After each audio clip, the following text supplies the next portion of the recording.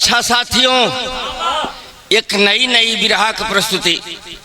हमें उम्मीद है कि ये बिरहा आप लोग पसंद करेंगे। सोचने की बात है साथी, हम क्या थे और आज क्या हो गए। हमारे कवि जी भूमिका में बतौलन कैसे बाबू।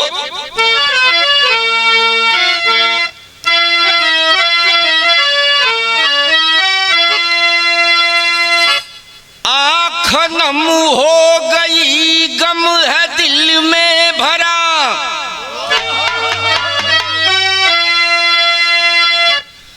कहाँ से कहाँ आ गया यह जमाना। कौन कब क्या करेगा भरोसा नहीं है। जिंदगी में नहीं है किसी का ठिकाना। वासना की लगी आग मन में है ऐसी, घर अपना जलाया है बन के बेगाना। कौन अपना है या कौन दुश्मन यहाँ, मुश्किल है यारों समझ कुछ भी पाना।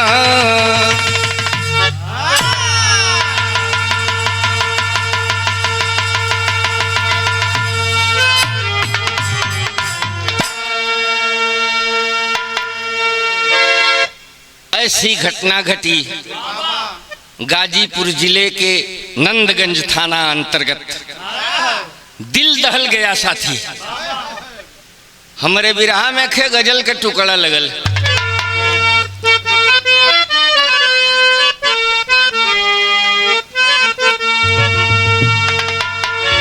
मुझे प्यार की जिंदगी देने वाले,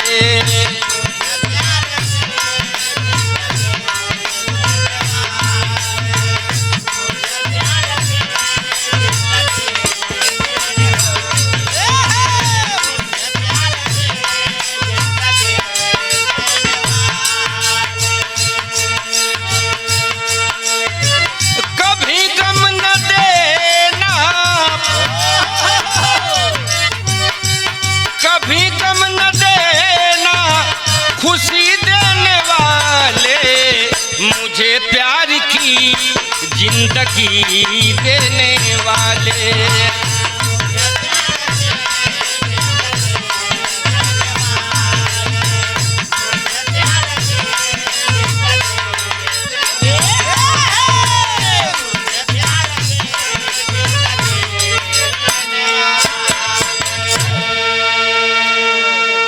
लेकिन कवि जी भाव में लिखत हुए, सोचने की बात है साथी, जमाना क्या था और क्या हो गया। भाव लिखत हुए कवि जी कैसा।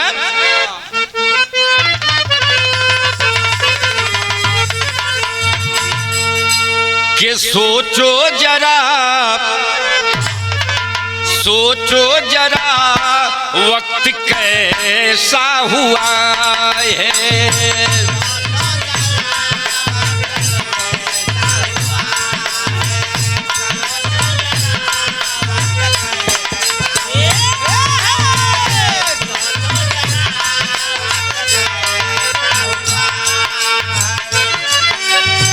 नहीं शर्म है कर्म ऐसा हुआ है। सोचो जरा वक्त कैसा हुआ है।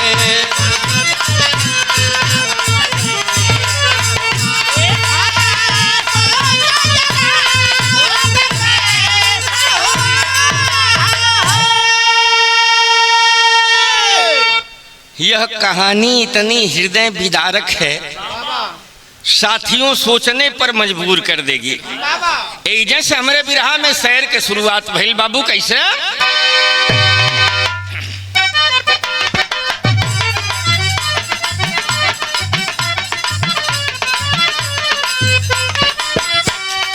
यूपी में गाजीपुर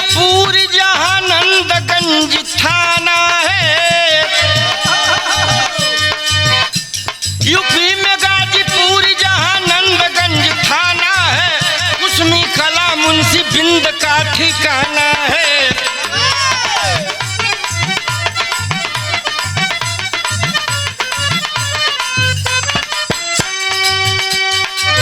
पत्नी देवंती दो बेटों का है परिवार रहा। पत्नी देवंती दो बेटों का है परिवार रहा। खेती गृहस्थी खुशियों से भरा परिवार रहा।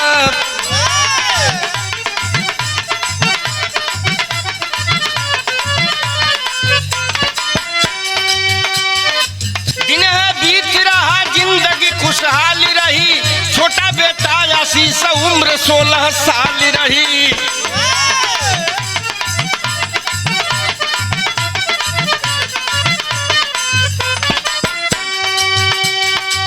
पूरे परिवार पर घिर गया गम का साया है।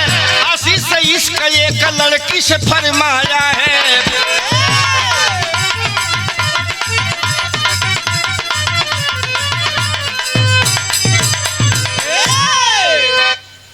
कहानी यह चर्चित हुई मीडिया के माध्यम से, देश ने पूरे जाना। गाजीपुर जिला उत्तर प्रदेश में नंदगंज थाना अंतर्गत कुसुमी कला, वहीं एक परिवार रहता है साथी। परिवार के मुखिया का नाम मुंशी बिंद। मुंशी बिंद के जौन धर्म पत्नी है उनकर नाम है देवंती। 2 गो बेटा हो, जौना में छोटके बेटा के नाम आशीष बतावल गई। खुशहाल है जिंदगी, बड़े प्यार से जीवन बसर होता। थोड़ी बहुत खेती गृहस्थी हुए, मध्यम वर्ग है, जिंदगी जैसे तैसे बीत रही है। लोग परिवार में खुशहाल हैं, कोई दिक्कत नहीं है। हमार कवि जी बिरहा में यही है गीत लिखलन।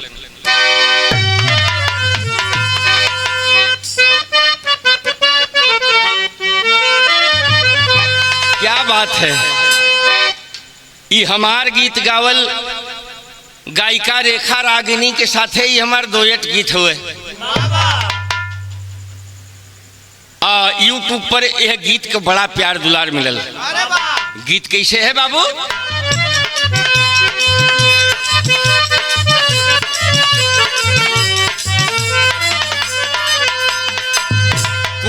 के करे जा हमार याद जब आवेले।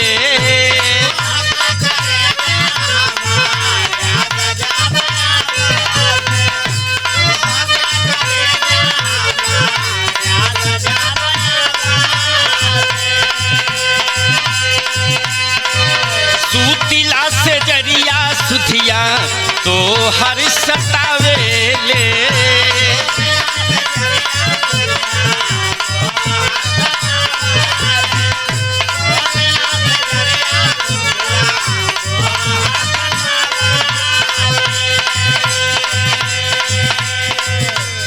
कबले रहब ये बलमुआ तोहर फोटो साटी के।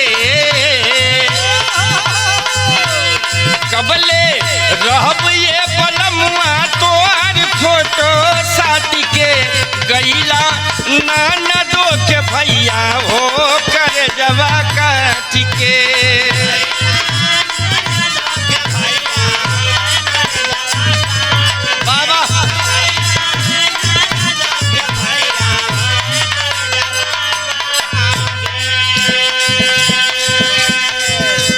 दर्ज रहले, लेकिन कवि जी बिरहा में भाव लिखत हवन। बेटवा आशीष के गइल बमती मार हो।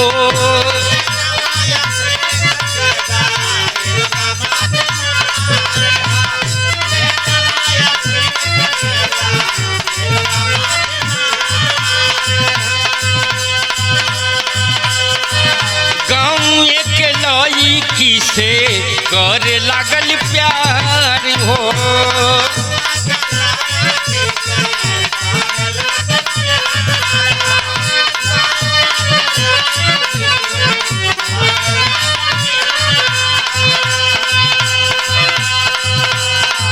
शादी कैली जियल मारली जाई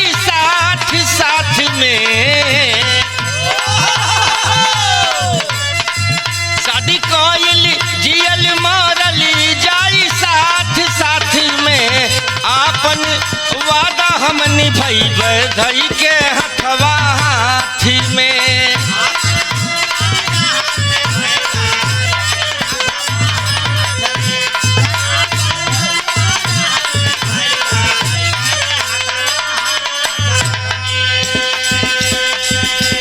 देखा है विनाश का जड़ होले।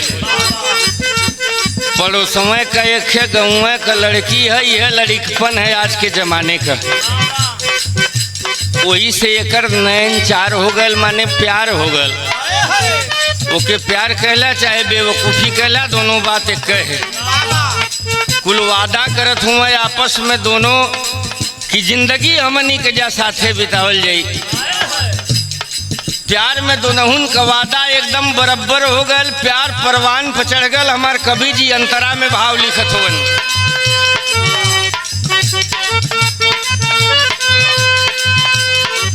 घरवा खबरिया माई बाबू जी के लागल बाटे।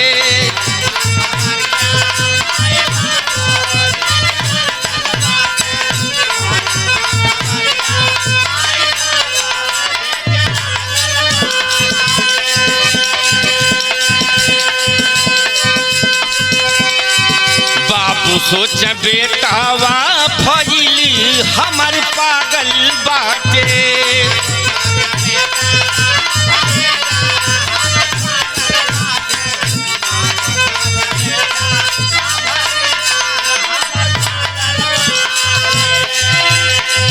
बढ़ल बा फिकरिया दर्द उठे माथ में।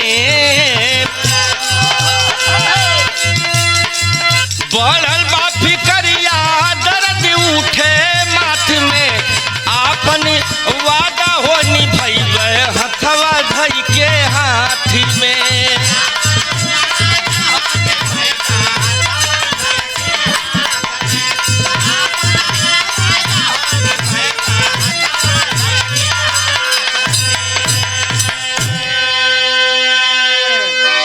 बिरहा सुनने वाले प्रेमियों कहानी इतने तो मिलल हो बाबू। उ लड़िकवा जौन मुंशी बिंद के छोटका है, जौना का नाम आशीष बा, पड़ोसवे के लड़की से प्यार करे लगल। धीरे धीरे गांव में हल्ला भइल। बाबूजी के हन तक खबर आयल कि मुंशी भैया जानत हुआ तो हर लड़िकवा ऐसन ऐसन करत है गाँव में।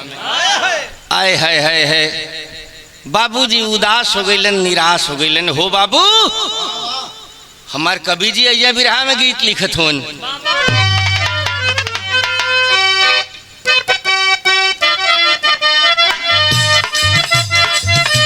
क्या बात है, बहुत अच्छे। ई कौनो मेहरारू कौनो ननद अपने भौजाई से बतौले बा अपने दिल का दुख। जब से हो जो हतानी तब से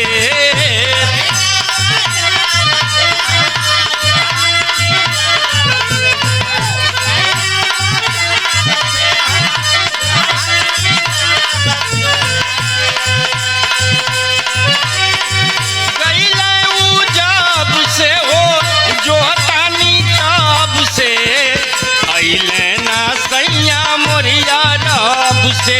ये भौजी रे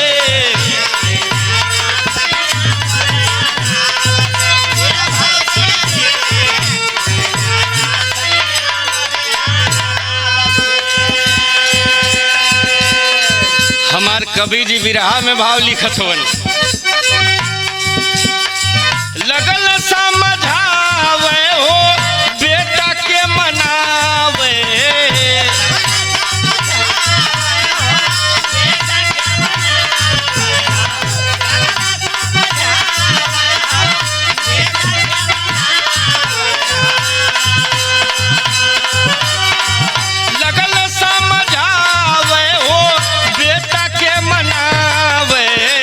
पगरी मोर डूब नहीं पावे ए बेटा हो।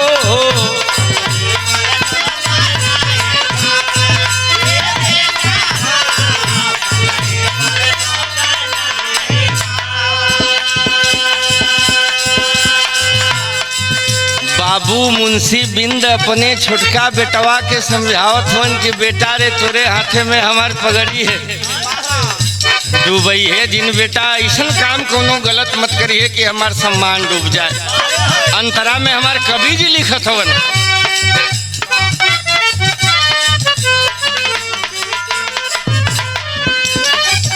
कैसे का बेटा तोरी मारा गईली मातिया,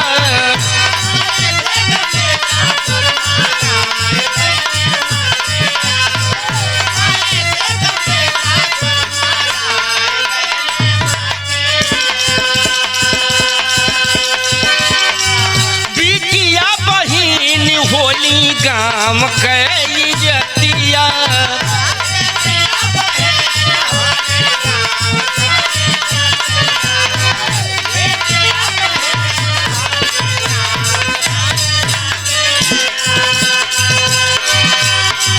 माई धीरा मैं हो भाई बतावे,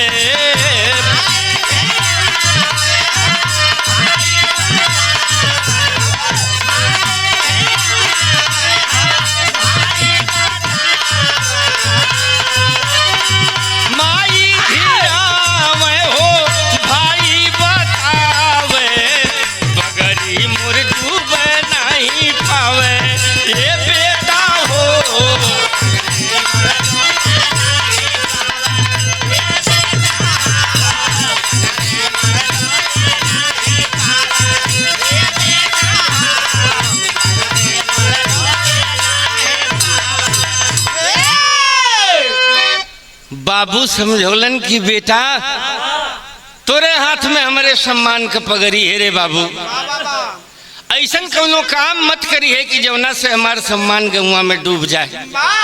मतारी देवंती समझौले हैं कि बेटा ऐसा कोनो काम मत करिए, गांव का बिटिया बहन के समान होली, तू गांव के बिटिया से आ शादी करबे, हमने कौन मुंह दिखावल जी गौवा मेरे बेटा। बड़का भैया समझौलस, अच्छा यह भूत ऐसा होता है, इसका यह जनून ऐसा होता है, आदमी को पागल बना देता है, सोचने की क्षमता खत्म हो जाती है। ये देखे के मिलल हल, ये कोनो नई बात हम नहीं बताओ थे, करत हो कितना जने हो सकल भैया के कब का कह दे भरोसा नहीं हो। अच्छा हमरे बिरहा का कहानी आगे बढ़ले, कवि जी यहाँ के तर्ज लिख देना। बिरहा में हमरे गीत वह लग गई बहादुर भैया, ई कौनो मेहरारू के मन से धू गंजेड़ी मिल गए, बड़ी परेशान है बेचारी। बतौले बा मास्टर कैसे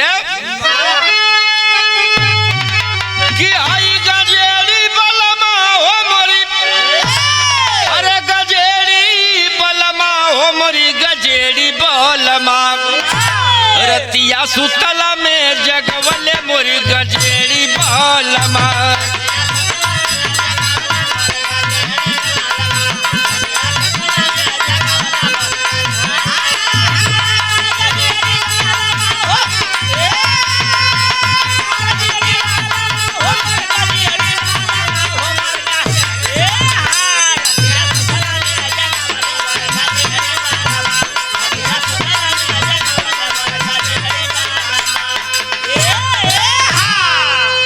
यही तर्ज में मुंशी बिंद अपने बेटवा के समझौले हवन, लेकिन बेटुआ बुरा मान गए हो बाबू। कवि जी हमारे लिखत हवन कैसे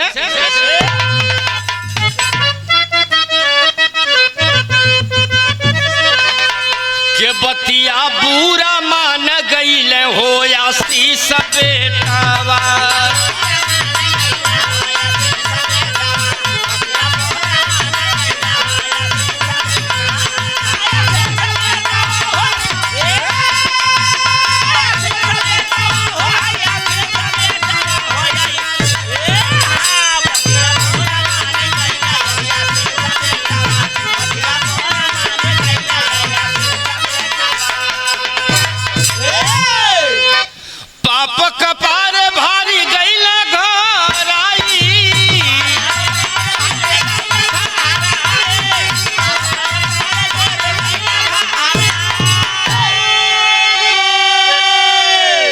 सर्व परिवार के हो योजना बनाई।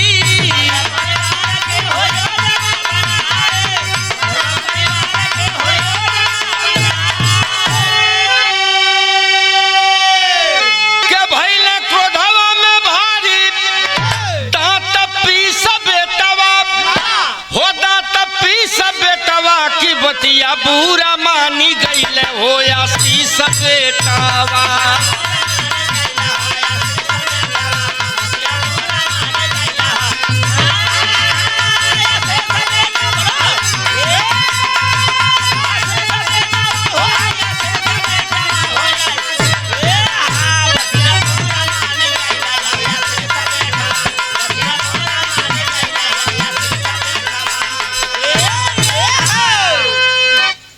बाबू माई बड़के भाई के समझावल बात ओकरे समझ में एको ना आइल। पागलपन कपारे पर आखिरी सीमा पर सवार हुए। ऐ है रे बुरा मान गलू लड़कवा 16 साल के जौना का उम्र बा खाली कहे कि हम प्यार करीला वह लड़की से। मन में ठान लेता है कि हमारे और उस लड़की के प्यार के बीच में जो भी आएगा मैं उसे खत्म कर दूंगा। ऐ है रे गजब हो गया साथी। कवि जी हमारे बिरहा में विदेशिया का भाव लिखत हूँ, लड़का घात लगौले बा। कहानी प्रमाण बताती है कि जा करके बाजार से एक खुरपी लेके आता है और वही खुरपिया के वो टेवे कि जब दाव पाजाब हम अपन परिवार के खत्म कर देव, न रही बांस न बजी बंसुरी, सारी बतिया खत्म हो जाई, हमार प्यार हमके मिल जाई, हम ब्याह कर लेबे उसे। अब देखो यही पागलपन है। हम पहले में बतौली ना कि सोचना पड़ेगा कि हम क्या थे और क्या हो गए। एक जमाना था साथी, बाऊ के सामने बेटवा खड़ा न हो। कहानी में एक दिन का हादसा कवि जी दर्शावत हो। यहर घात लगौले बा, ओके घात मिलल कौना दिने, वही दिन का बात बतावत हूँ कवि जी विदेशिया में। के पूरा परिवार गईले गाँव के तिलकवा में, घड़ी बाबा जवले 10 बजे के समैया।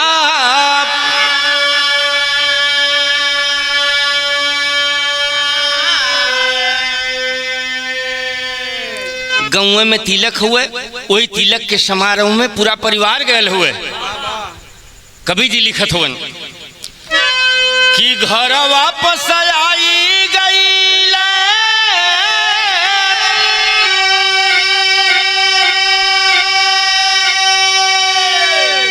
ये बाबू सूतल जब जाई के हो,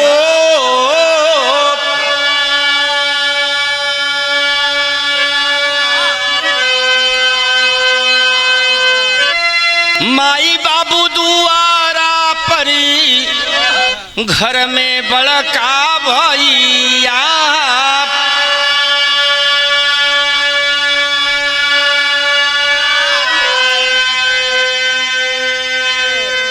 जानक दुश्मनी आशीष बनी गईले हो,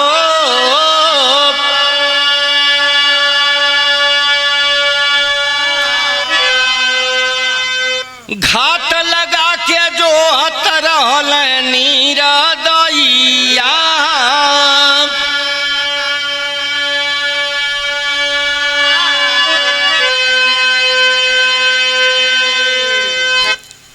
गांव में तिलक का समारोह था।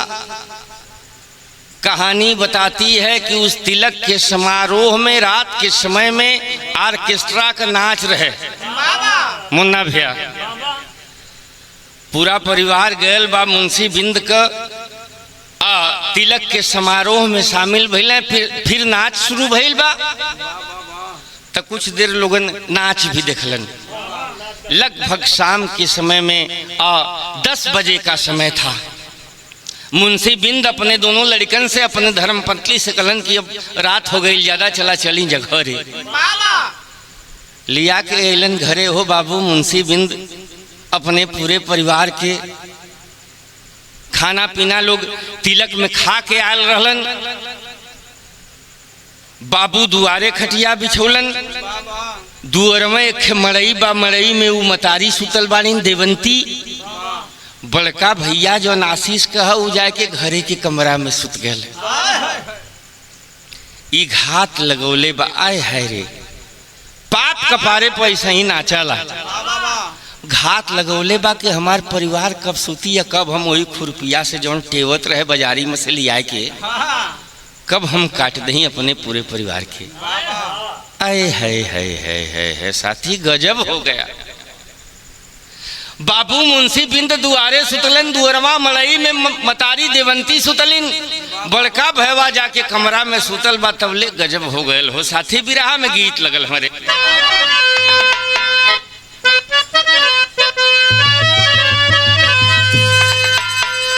ई तर्ज आप लोगन का बड़ी चीर परिचित हुए। तर्ज से बढ़िया हमारा बिरहा में भाव लिखल है। कैसे? माई सुतल रहनी दुआरे वही मड़ई में जाके आशीष वह खुरपी उठौले बा। और सुतला राती में वह खुरपिया माई के गर्दन पर चलौले बा। आंख खुलल महतारी के खुरपी बराबर लग चुकल है। जियला का कोनो चांस नहीं के सांस चलत रहे हो। बुढ़िया मतारी का रो के अखिया से अपने बेटवा आशीष से एक बात कलस। तौना समय कभी जी बिरहा में भाव लिखत हो। कैसे?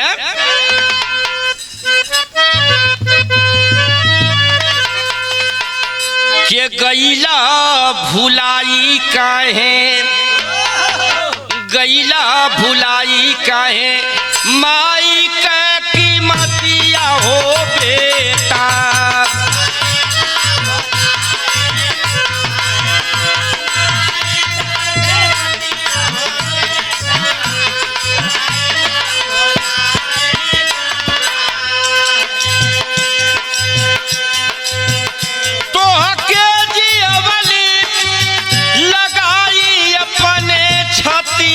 हो बेटा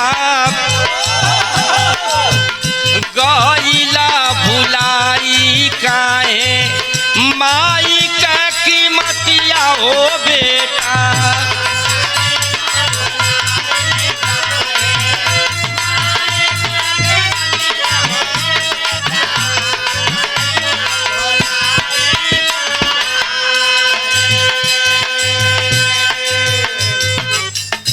एतन कहता माई तेजली परनवा।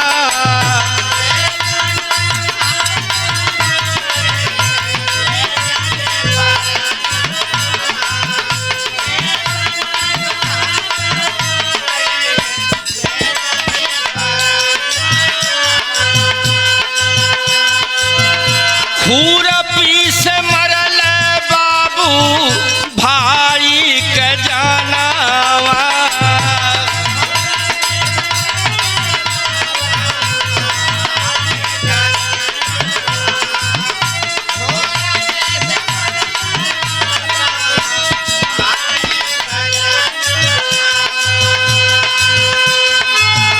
बनी के नीर दैया घाता कैले आधिरतिया हो बेटा।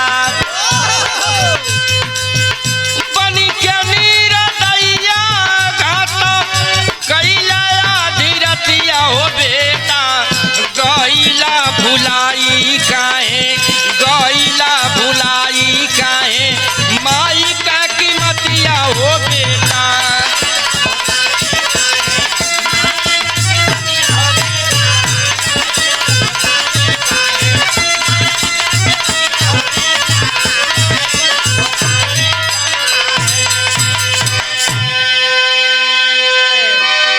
खुरपी चलौले बा आशीष बेटवा।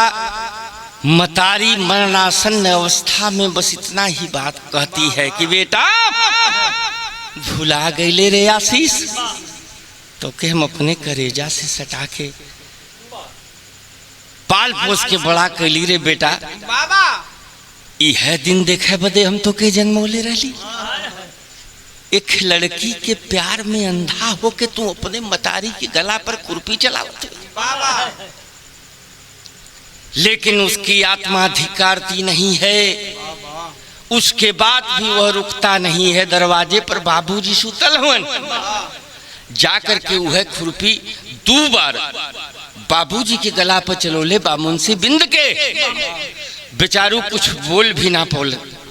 बाबू के मरला के बाद कमरा में गईल बा अंदर घरे में बड़का भैया सुतल हवन। बड़े भाई के गर्दन पर भी वह खुरपी चलाता है। सांसें सबकी थम गई, पूरा परिवार खत्म हो गया। साथियों, शर्म आती है ऐसे जमाने पर और जमाने के ऐसे सोच पर। मुझे कुछ कहना नहीं है, प्रश्न सुनने वालों के ऊपर है। बात बस वही है, एक प्रश्नवाचक वाक्य कि हम क्या थे और क्या हो गए। विरहा सुनने वाले भैया लोग, बाबू लोग, चाचा लोग, दादा लोग, सब लोगों हमसे समझदार हुआ। ध्यान देंगे साथियों कि समाज कहाँ जा रहा है। हमारे विरहा में कवि जी टेरी का भाव लिखत हुआ।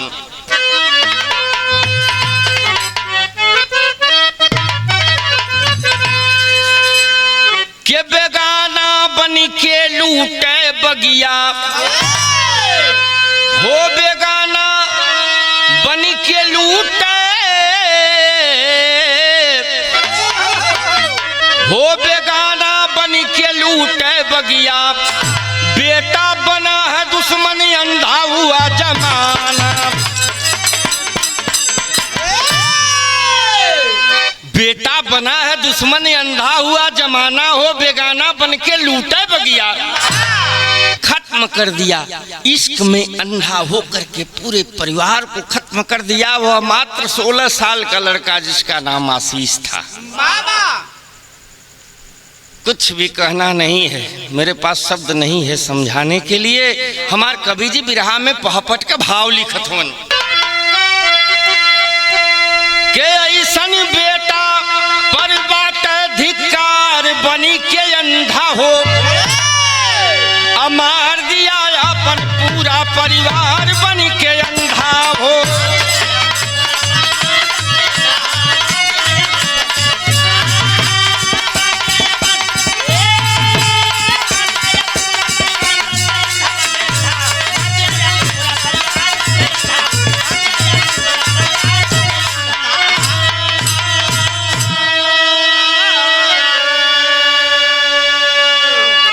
बाबू माई भाई पूरे परिवार के खत्म करके कैले का बा लाश छोड़ के घर में बाबू माई संगवा भाई हो। और उसी तिलक में नाच देखने गया है फिर से आई हो। परिवार खत्म करके कपड़ा बदल लस, फिर वही तिलकिया में ऑर्केस्ट्रा के जवन नाच चलत रहे हम बतौली हा, फिर से गयल नाच देखे भैल का के वापस आके रोवाला हो चिघार बन के अंधा हो। अमार दिया अपन पूरा परिवार बन के अंधा हो। कहानी बताती है कि लगभग रात में 1:30 से 2 बजे तक उसी तिलक के महोत्सव में उसी ऑर्केस्ट्रा में जाकर के वह नाच देखा।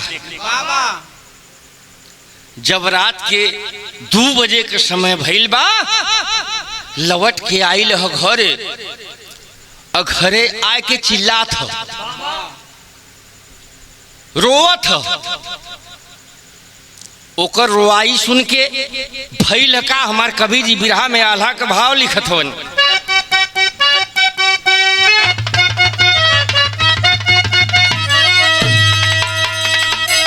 के धन्य हो विधाता कैसन आइल बा समैया ये भैया।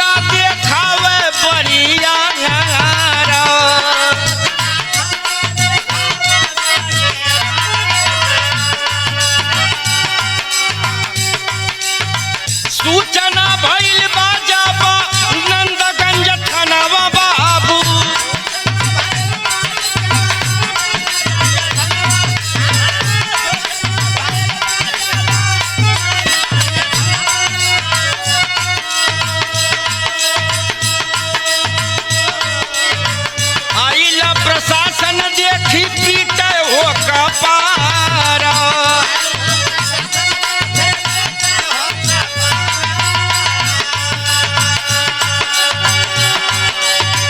देख के हो मुहावा से केहू के न बोली आया हवे।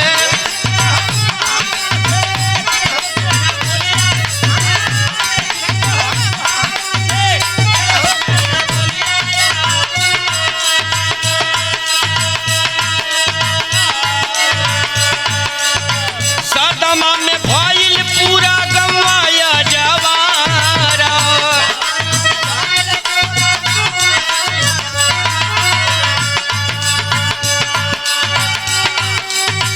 पूछे हो पुलिस तब आशीष से कड़ाई कई के।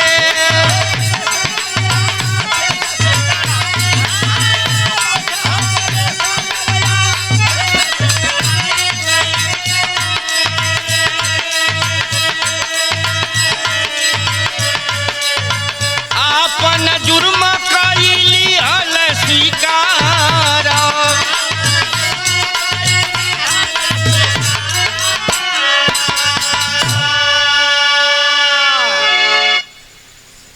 एक घर में 3 लाश आय के ही रोए का नाटक कैले बा चिघारत ह।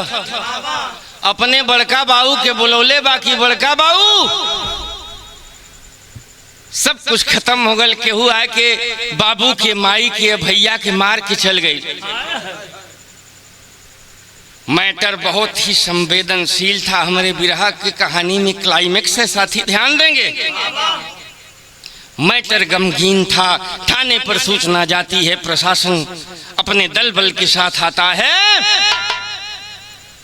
अच्छा, केहू पर संदेह कुछ लौकत नहीं हो। 1-2 लोग बतौलन गौवा के 2-4 जाने के कि ऐसन ऐसन कुछ संदेह हो। मुंशी बिंद भैया का लड़कवा है जौन आशीष बा, एक गौवा के लड़की से प्यार करत रहल, उहे कुछ मैटर चलत रहल साहेब। पुलिस पता करती है लेकिन दूर दूर तक संबंध नहीं मिला कुछ। तब पुलिस पूछती है आशीष से, तो पहले तो ये एहर ओहर बतौले बा, रोवत बा। पुलिस कहानी यहाँ तक प्रमाण बताती है कि जब ये गयल बा दोबारा बतौलस कि हमने तिलक में गए लली, तिलक में से हमने वापस आ लली, सुतल लली साहब, लेकिन हम उठ के फिर से गईली वही तिलकवा में नाच देखे बदे। पुलिस पता लगाती है, पुलिस अपने स्तर से काम करती है साथियों। कैमरे में दिखा उस ऑर्केस्ट्रा के नाच में कैमरा गया, कैमरा जो लगा था उस कैमरे में दिखा कि आशीष जब पहले आया था तो इसका कपड़ा दूसरा था, और दोबारा जब आया है नाच देखने के लिए तो ये दूसरा कपड़ा पहना हुआ है। पुलिस अपने हिसाब से काम करती है, कितना ही सातिर बदमाश क्यों न हो। पुलिस पूछलस कि बाबू तोहार वो कपड़वा जौन पहली बार पहन के आल तो लगल घूर फिर बतियावे, बच गल वही बतिये में। 4 पड़ाका पुलिस लेलस, साफ साफ कुल बता दिलस कि साहब ऐसे ऐसे भइल रहल, हम ही मरली है, अपने बाबू माई अपने भाई के हो। कहानी जो लोग जहां तक सुने सभी लोग स्तब्ध हैं, किसी के पास बोलने के लिए कोई शब्द नहीं है। हमारे बिरहा में कभी जी खड़ी का भाव लिखत हुन।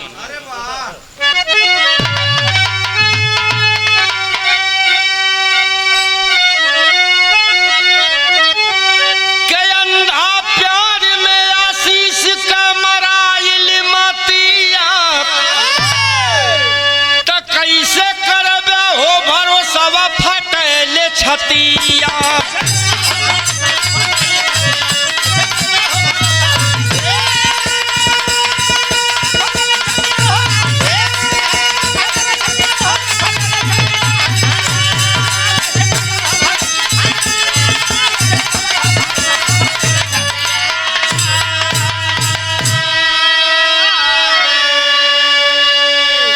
माँ बाप औलाद जन्माते हैं कि हमारे बचवा हमारे बुढ़ाई के सहारा हुई हैं।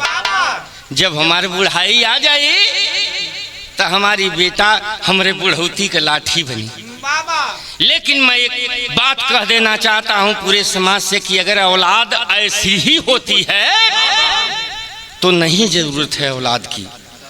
ऐसा औलाद पैदा ही ना होए, अगर पैदा हो तो जियते मर जाए, वैसे ही अकेले जिंदगी बिताई ठीक है। हमार कवि जी लिखत होन कैसे के मिलल नहीं प्यार परिवार हो नसाई, अझंखा बैठ के वही जेलावा में जाई।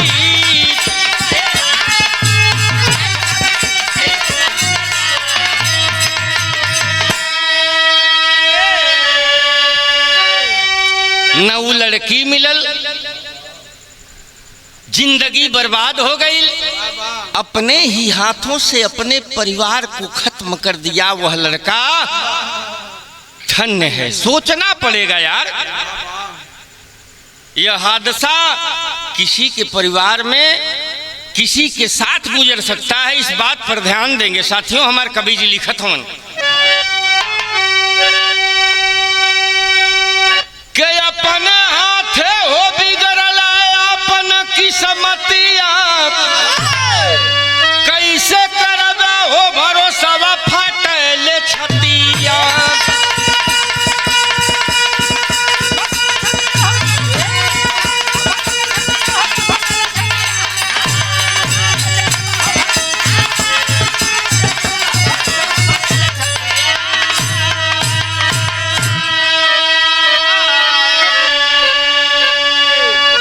हमारे कहानी के गौला का मूल बस इतना है कि अगर भगवान बेटा बेटी दें तो आज्ञाकारी दें, ढंग दें, नहीं तो जिंदगी में बे औलाद रह करके जीना अच्छा है, लेकिन ऐसी औलाद पाना ठीक नहीं है। हमारे विरह में आखिरी भाव लगल है कि गुरु बिहारी गुरु रमन गुरु भगती का पैगाम,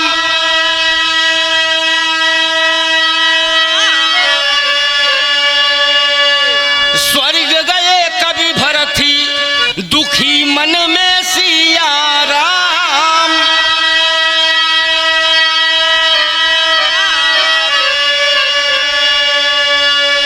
हो बेगाना बन के लूटे बगिया, अरविंद विश्वनाथ गुरु हुए